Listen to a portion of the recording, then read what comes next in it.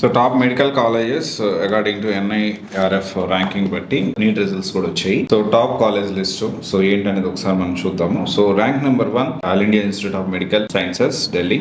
తర్వాత వచ్చేసి post graduation institute of medical and research Chandigarh ఇది. ర్యాంక్ నెంబర్ 3 వచ్చేసి Christian medical college Vellore. Rank number 4 వచ్చి national institute of mental health and neuro sciences Bengaluru. Rank number 5 Jawaharlal institute of graduate medical education and research Puducherry. Rank number 6 వచ్చేసి Sanjay Gandhi PG institute of medical science.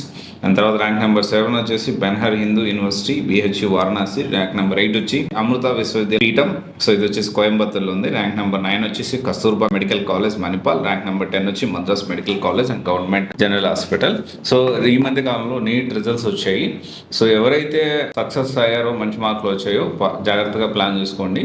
So medical colleges దేంట్లో వస్తుంది sir, government సంబంధించిన medical కాలేజ్లో seat ఏంటి, so దానికి సంబంధించి ప్రాపర్గా మీరు ప్లాన్ చేసుకుంటే బెటర్గా ఉంటుంది. అండ్ దేశం మొత్తంలో కూడా కర్ణాటకలో అత్యధికమైన సీట్లు ఉన్నాయి, అరౌండ్ 12,000 పైన ఉన్నాయి. సో వాళ్ళు ప్రయత్నం చేయాలనుకుంటే కర్ణాటక కూడా మీరు ప్రిఫరెన్స్ చేసుకోవచ్చు. ఒకసారి ఆలోచించండి. All the best.